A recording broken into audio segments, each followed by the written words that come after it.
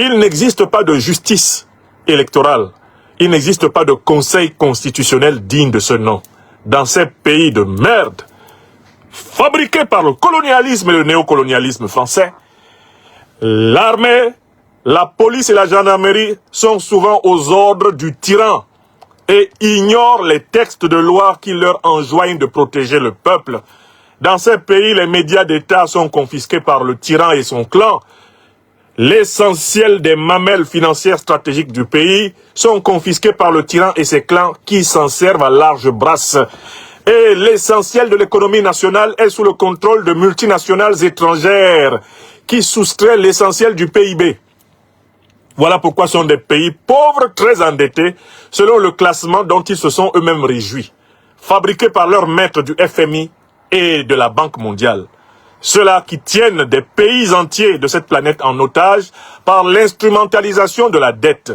Parce que ce sont des banques qui sont installées dans des continents naturellement pauvres. Ils ont inventé la traite négrière, ils ont investi dans la colonisation, dans la néocolonisation, ils ont inventé le pseudo-droit international, ils ont fabriqué des dettes, ils ont inventé des monnaies qu'ils imposent par des guerres, ils ont créé des groupes terroristes pour déstabiliser des pans entières de la terre et continuer à les piller. Et ils ont placé partout où ils le peuvent sur la terre des valets comme Ouattara Draman, le satrape reptilien venu de Sendou pour troubler la paix des Ivoiriens. Et ayant renié notre belle terre burkinabé de Sendou dans l'espoir de troubler toute l'Afrique avant d'être bientôt dégagés. Ils ont envoyé des satrapes reptiliens comme Biya Paul, qui depuis 1961 vit au crochet et aux dépens de l'État camerounais en faisant souffrir, comme va le révéler tout à l'heure sa propre fille, le peuple camerounais. Aujourd'hui, je voudrais vous amener dans une lecture croisée de la situation au Cameroun et en Côte d'Ivoire. Pour ce qui est de la situation au Cameroun, je voudrais vous donner accès à un scoop majeur. C'est une vidéo authentiquement publiée sur la page TikTok de Madame Brenda Biya. Brenda Biya, c'est la fille du tyran qui ensanglante mon pays depuis 42 ans, Paul Biya. C'est une fille qui a une existence tourmentée. Elle a une existence tourmentée parce qu'elle a des problèmes d'identité sexuelle. Elle a une existence tourmentée parce qu'elle a des problèmes d'addiction à un certain nombre de substances hallucinogènes et hallucinatoires.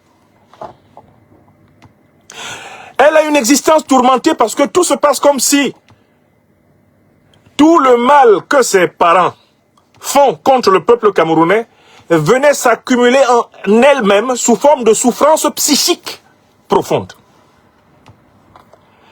Brenda Biya est en quelque sorte le miroir de la méchanceté que son père sert au peuple camerounais.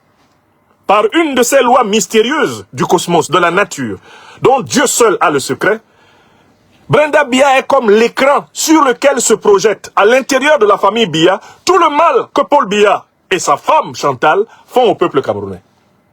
Et tout se passe comme si, pendant que Biya Paul et sa femme font souffrir le peuple camerounais par leur truanderie d'État, eh bien, par une loi cosmique, toute cette souffrance vient se concentrer et s'accumuler dans leur propre fille, qui jamais n'est heureuse. Pourtant, cette fille vit dans une opulence scandaleuse.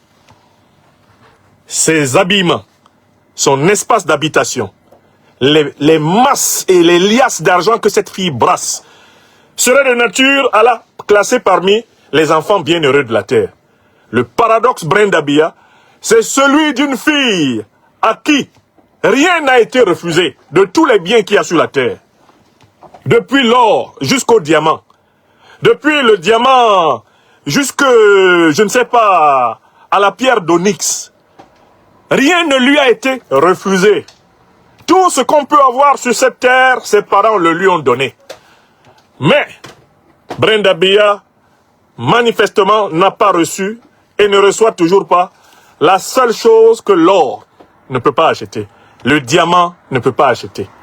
Le pouvoir politique ne peut pas acheter. Cette chose-là, s'appelle l'amour.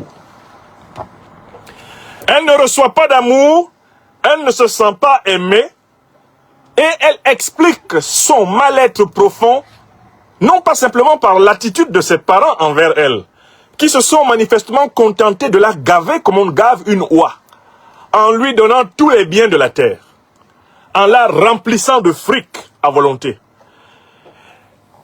Elle exprime le fait que ses parents ne sont pas capables de lui donner ce qu'ils ne sont pas capables de donner au peuple camerounais. Ses parents ne l'aiment pas.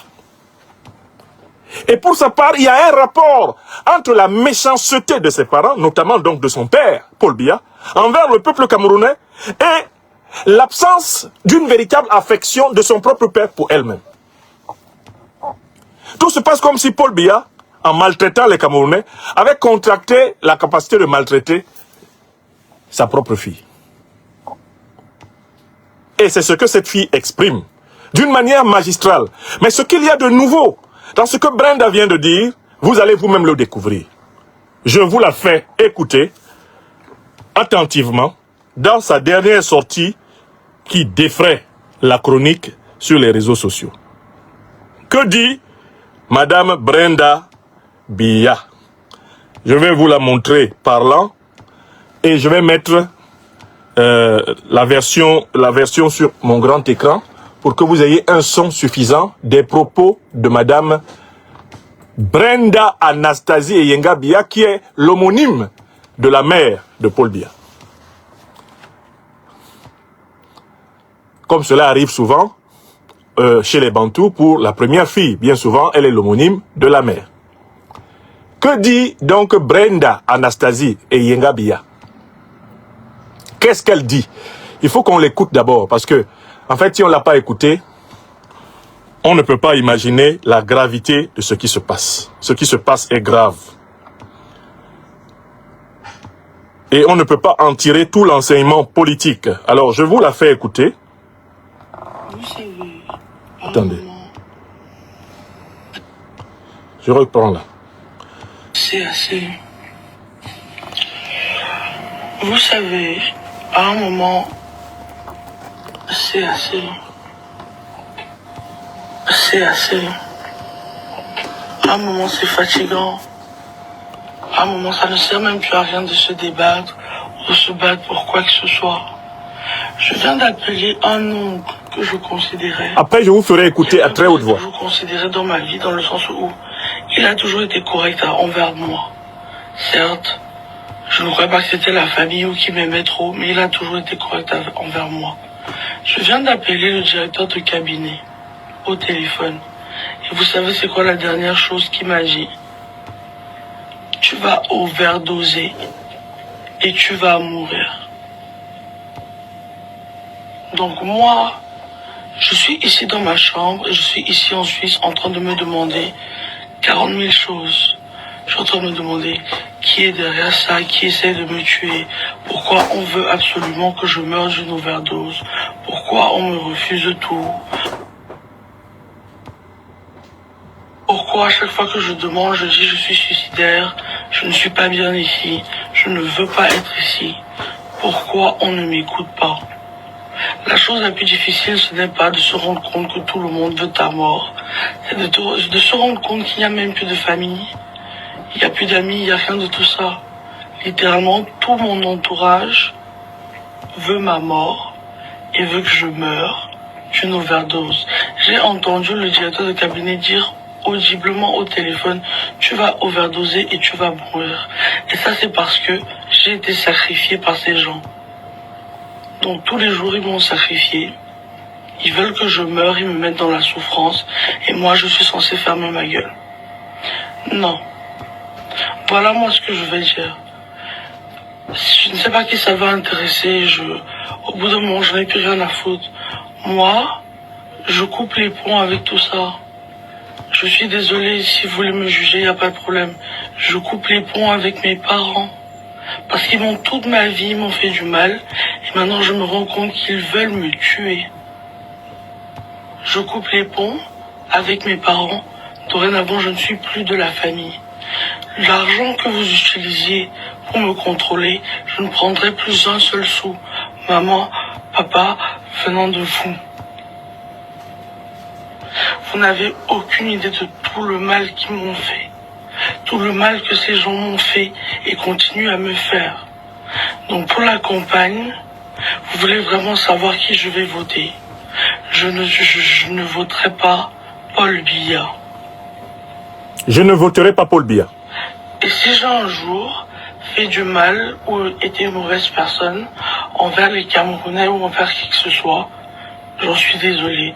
Et je suis vraiment désolé que c'est ma chair, mon sang, ou la personne qui est censée mon père, qui fait souffrir toute une nation depuis des années. Malheureusement, il fait aussi souffrir les membres de sa famille.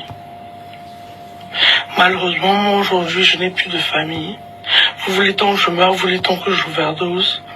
Ne m'appelez plus, je ne prendrai plus un soin de vous. Pas un centime. Et dès que je peux, je prends mes clics et mes claques et je déménage. Et je ne posterai plus sur les réseaux parce que je dois me reconstruire. En gros, les gens, c'est mes parents qui veulent que je meure d'une overdose. C'est mes parents qui veulent ma mort. Ne votez pas Paul Biya, pas par rapport à moi, mais parce que il a fait souffrir assez de gens. C'est tout. J'espère vraiment qu'il y aura un autre président et je ne retirerai pas cette vidéo. Alors, maintenant, je vous la fais écouter à plus haute voix pour que vous ayez bien tous entendu, parce que je peux ici supposer que le son n'était pas forcément assez élevé. Une deuxième fois, on réécoute. Vous savez, à un moment, c'est assez. Vous savez, à un moment, c'est fatigant. Vous savez, à un moment, ça ne sert même plus à rien de se débattre ou de se battre pour quoi que ce soit. Je viens d'appeler un oncle que je considérais, quelqu'un que j'ai toujours considéré dans ma vie, dans le sens où il a toujours été correct envers moi. Certes, je ne crois pas que c'était la famille ou qui m'aimait trop, mais il a toujours été correct envers moi. Je viens d'appeler le directeur de cabinet au téléphone.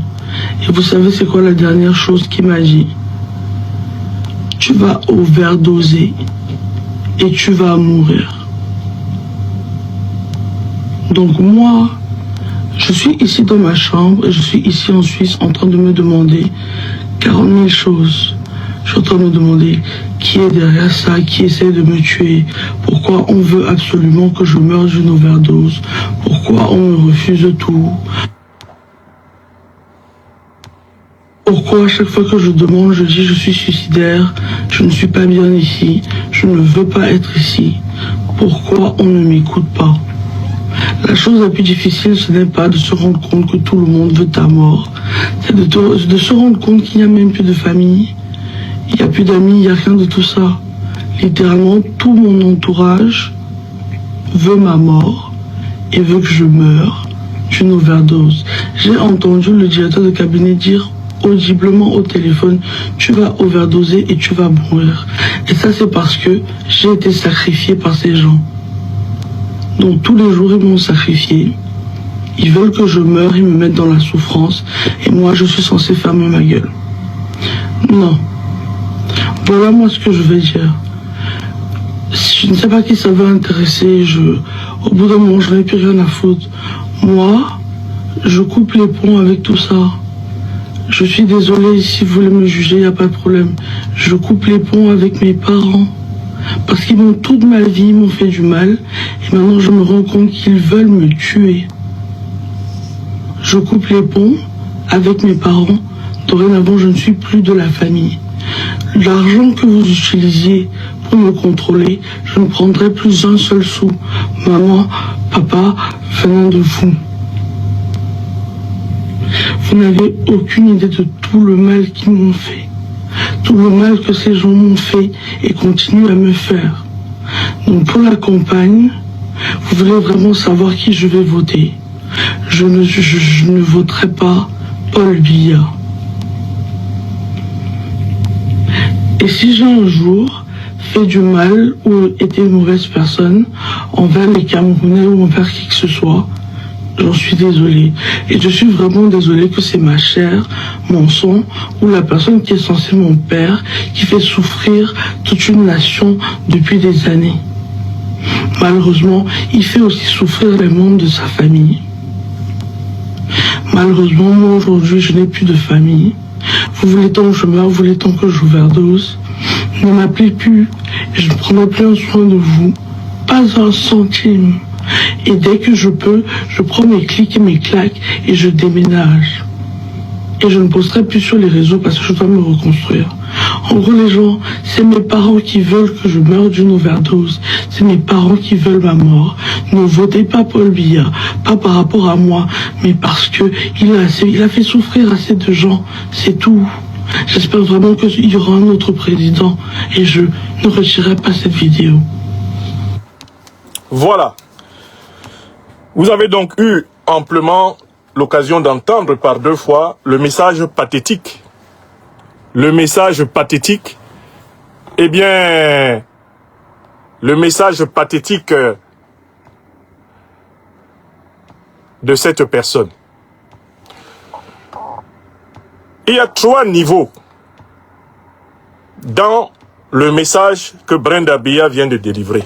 Il y a un premier niveau qui renvoie à son malaise personnel. Elle ne se porte pas bien parce qu'elle souffre dans sa propre chair de ne pas être suffisamment aimée par ses parents qui lui ont pourtant tout donné. Donc ils se sont contentés de la gaver comme on gave une oie. Mais ils ne lui ont pas transmis le sentiment précieux d'être aimé, d'être désiré comme tel. Il y a un deuxième niveau où Brenda Biya manifeste le sentiment d'être persécutée. C'est un niveau qu'on peut appeler un niveau psychopathologique. Elle montre qu'elle souffre au sens de la maladie mentale. Elle souffre au moins, au minimum, d'un syndrome de persécution. Ça doit être quelqu'un qui entend des voix, ça doit être quelqu'un qui fait des hallucinations, ça doit être quelqu'un qui doit se réveiller certaines nuits hanté et poursuivi dans un cauchemar par des formes monstrueuses. C'est quelqu'un qui a une vie mentale perturbée, c'est évident. Mais elle n'a pas perdu la raison.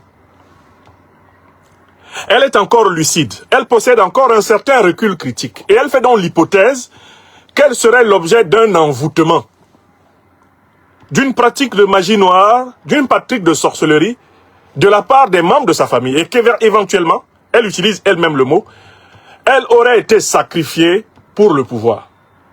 On sait très bien que dans les rituels de la magie noire, auxquels s'adonnent plusieurs tyrans de ce monde, plusieurs ogres du pouvoir, il arrive que certains mettent, eh bien, sur le tapis du sacrifice, la vie de leurs proches, en échange de la prolongation de leur gloire. Quand elle dit « ils m'ont sacrifié », ce qu'elle veut dire, c'est que son âme est utilisée comme hostie et comme victimaire dans des pratiques magiques dont le clan Biya est extrêmement friand. Cela est de notoriété, comme l'oligarchie corrompue qui dirige le pays. Il y a donc ce niveau-là. Et enfin, il y a le message politique. Le message politique. Le message politique est le suivant. En tant que citoyenne camerounaise, qui plus est fille de celui qui est chef de l'État camerounais depuis plus de 42 ans, Brenda Anastasie Yenga Biya nous dit, ce monsieur fait souffrir mes compatriotes camerounais. Ça, c'est le point de vue de quelqu'un qui a vécu toute sa vie à l'intérieur du palais présidentiel. Elle est née dans le palais présidentiel camerounais, Brenda Biya, dans les années 90. Après la mort de la première épouse de M. Biya, dans des conditions tout aussi mystérieuses d'ailleurs, Madame Jeanne-Irène Biya, il a épousé en deuxième noces son épouse actuelle, Chantal Vigourou, et c'est elle qui lui a donné 16 enfants. Elle lui a donné tour à tour, justement, Brenda Biya et Junior Biya. Entendu que Paul Biya possédait déjà son fils, avait déjà son fils, Franck Biya, d'une précédente union. Donc, cette fille est née au palais. Elle a toujours vu le Cameroun du point de vue du palais présidentiel. C'est le regard de quelqu'un qui a grandi dans le pouvoir, au cœur du pouvoir, au centre du pouvoir qui nous est donné. Elle dit, mon père fait souffrir les Camerounais. C'est un témoignage poignant, c'est un témoignage extrêmement important. Alors comment son père fait-il souffrir les Camerounais? Mais par l'indifférence de son père à la misère des Camerounais. Et c'est cette indifférence de son père à la misère des Camerounais qui se réjaillit dans l'indifférence de son père à sa propre misère à elle. Parce qu'en fait, son père se contente de lui appliquer des mesures de soins psychiatriques sévères. Son père se contente de lui infliger des internements sévères. Chaque fois qu'elle connaît des pics de crise liés à ses addictions ou liés à son comportement déviant, eh bien, on l'isole, on la met sous camisole de force et elle est suivie par des forces, des agents des renseignements généraux. Elle est littéralement incarcérée là où elle est dans cette chambre à Genève par les agents du régime. Elle ne peut pas se déplacer comme elle veut. C'est un cas en réalité d'internement forcé, d'internement quasi psychiatrique. C'est un cas de médicalisation forcée qui s'exprime là. Mais ce qui s'exprime surtout, d'un point de vue politique, c'est mon père est complètement détaché de ma souffrance. Il se fiche pas mal de ce dont je souffre. Et moi, Brenda Biya, vivant au palais présidentiel, je l'ai vu traiter les Camerounais de cette façon. En effet, les Camerounais connaissent des catastrophes, des inondations. Les Camerounais meurent par centaines dans des accidents de train, dans des accidents de voiture chaque année. Paul Biya ne se déplace jamais. Il ne va jamais au chevet des Camerounais victimes des malheurs et des tragédies de la vie. Jamais. On compte les rares fois que Paul Biya s'est rendu aux obsèques de quelqu'un au Cameroun, depuis qu'il exerce le pouvoir. C'est un homme d'un cynisme et d'une indifférence absolue. Rendez-vous compte que ce type prétend être candidat à l'élection présidentielle du 12 octobre 2025, mais il ne s'est même pas fendu d'un discours pour en parler lui-même. Il a chargé ses sous-fifres d'aller annoncer qu'il est candidat. Et ceux-ci s'occupent de sa campagne en utilisant en lieu et place de sa propre présence physique une photo. Donc c'est quelqu'un qui a un mépris tellement souverain pour le peuple camerounais que quand sa fille nous dit les Camerounais ont trop souffert de ce non-président, de ce pseudo-président, de cet anti-président, de ce méprésident de Biya, que moi-même, sa propre fille, sa fille aînée, qui plus est, l'homonyme de sa propre mère, parce qu'elle s'appelle Brenda Anastasie Eyenga Biya, la mère de Paul Biya, sa génitrice, s'appelait Anastasie Eyenga Ele. Donc voilà l'homonyme.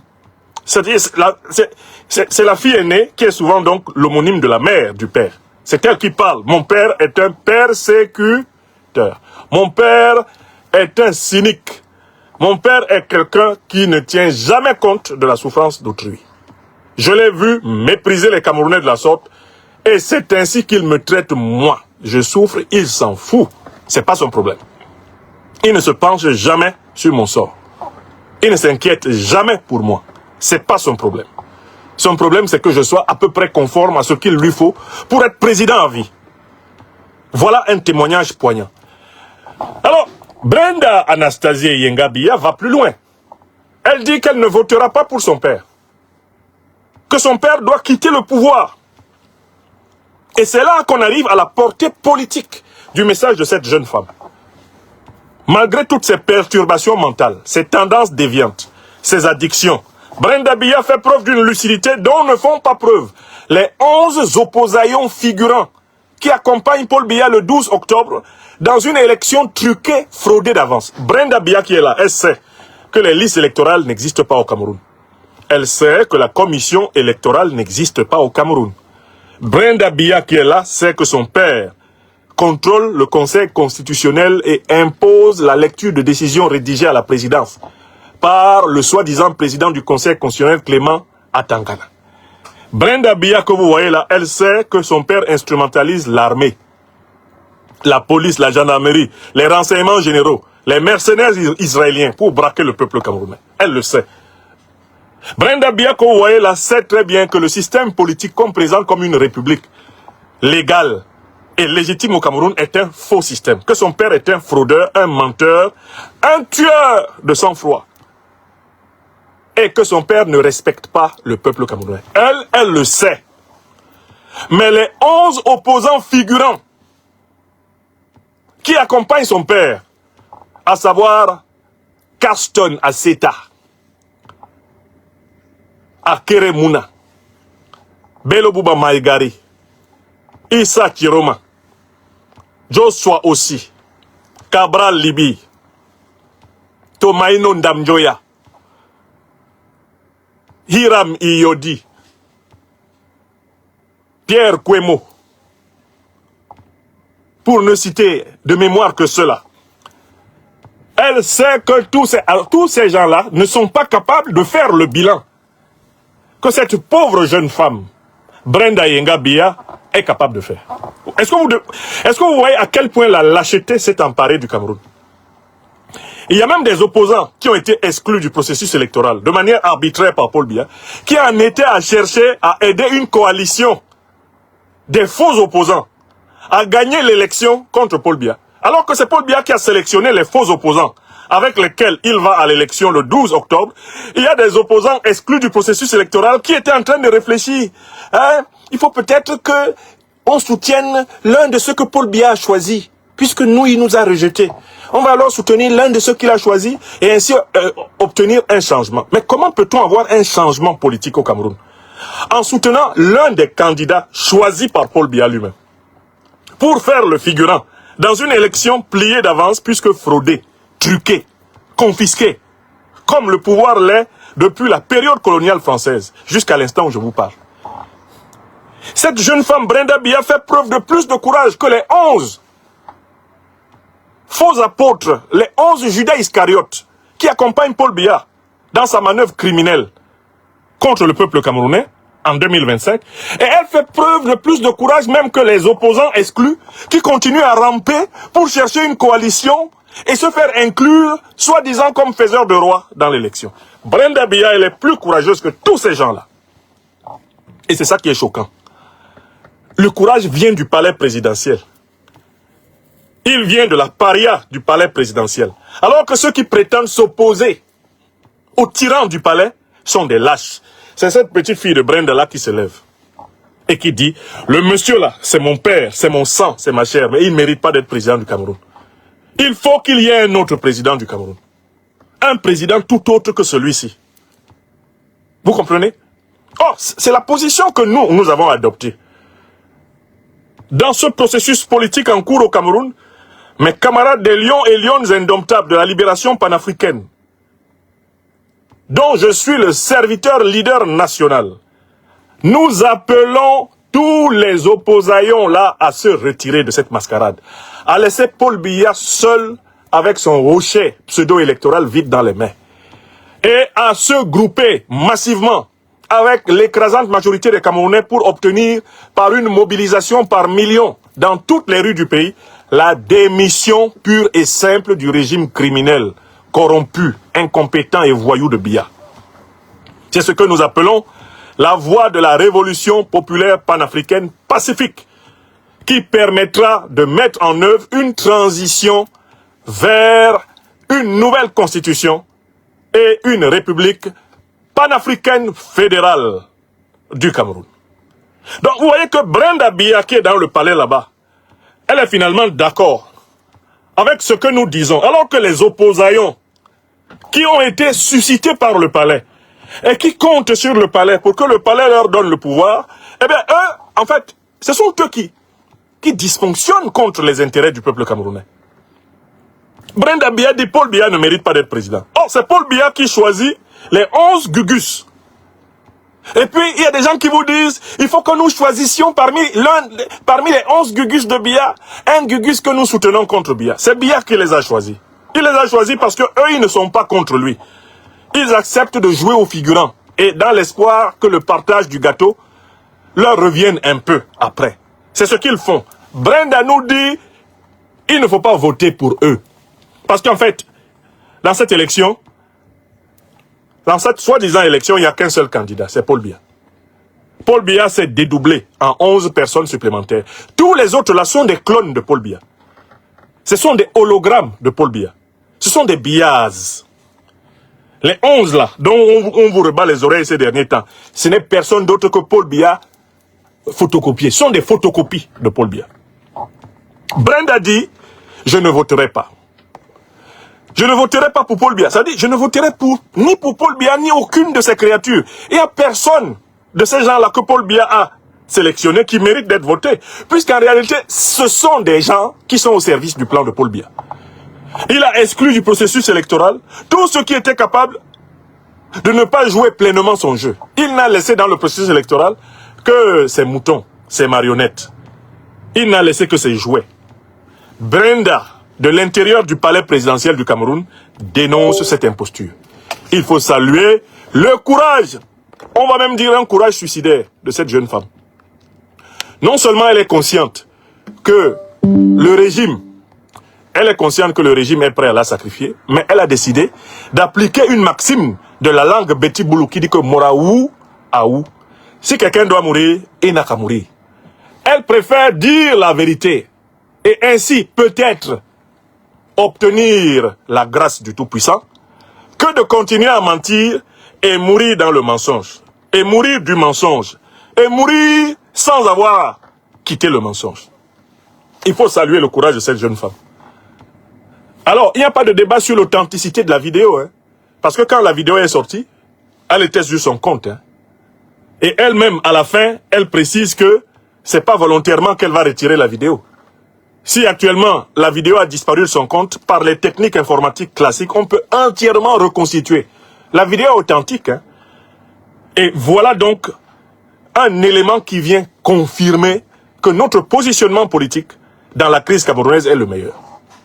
Nous devons appeler les Camerounais à se mobiliser pour que le régime de Paul Biya démissionne. C'est la démission. Cette démission doit permettre la mise en place d'une transition consensuelle, rassemblant les forces vives, des forces de défense et de sécurité et les forces vives de la société civile, dans un projet souverainiste, panafricaniste, révolutionnaire, un projet républicain, inspiré des révolutions ouest-africaines, de l'Alliance des États du Sahel, et étant de nature à déclencher en Afrique centrale l'Alliance des peuples d'Afrique centrale, APAC, dans la perspective de la construction d'un Cameroun fédéral inscrit dans la dynamique du monde multipolaire. Voilà le chemin que nous devons suivre. Et je voudrais dire à Brenda Anastasie et Yenga Biya de faire preuve de courage dans sa prise de position. Car on ne doit jamais vendre son âme. Nous, les parents, nous ne sommes pas les propriétaires des âmes de nos enfants. Chaque être humain possède son âme, c'est-à-dire sa dignité. Personne ne doit posséder l'âme de quelqu'un. Nous sommes tous des âmes, c'est-à-dire des créatures du Tout-Puissant. Donc, je demande à Madame Brenda Anastasie et Yenga Biya de s'enraciner dans la foi en son Créateur. De faire peser de tout son poids sa foi en son Créateur pour sortir des griffes démoniaques de sa famille et des griffes démoniaques de ce régime qui tient le peuple camerounais en otage. Qu'elle pèse sur la foi et qu'elle fasse preuve de constance dans ses choix. Parce que l'un des problèmes des gens qui sont sous l'effet des drogues et des pathologies, c'est l'inconstance et la variabilité cyclotimique de leurs humeurs. Un jour, ils disent que A, un autre jour, ils disent que non A. Et ils sont les seuls à ne pas être au courant de leurs contradictions. Brenda Anastasie et Yenga Biya, il faut maintenant entrer dans un chemin de constance et de persévérance. Et c'est ainsi que vous pourrez, chères jeunes sœurs, vous débarrasser du mauvais karma que votre papa, le tyran Biya, a chargé sur vous. Avec votre maman, la Jézabel moderne du Cameroun, Chantal Biya, qui est elle-même l'une des grandes actrices de votre perversité. Vous, Brenda. Alors, voilà ce regard inespéré, venu de la famille Biya, et qui dit aux Camerounais, chassez-nous du pouvoir. Brenda Biya supplie les Camerounais de chasser son père, pour que la famille Biya puisse enfin revivre une vie humaine normale. Pour que son âme à elle soit délivrée, son père doit quitter la gloire de la puissance du palais présidentiel. Peuple camerounais, si même la fille de Biya dit que son papa doit partir, qui sommes-nous pour ne pas comprendre que l'heure a sonné. Voilà la bonne nouvelle qui vient du Cameroun. Je vous ai dit, et je répète aux Camerounaises et aux Camerounais, le déclencheur de la chute du régime de Paul Biya va avoir lieu à l'intérieur de ce régime. J'ai bien dit à l'intérieur. Quand ce déclencheur sera lancé, nous, peuple camerounais, nous nous engouffrerons dans la faille pour reprendre notre souveraineté.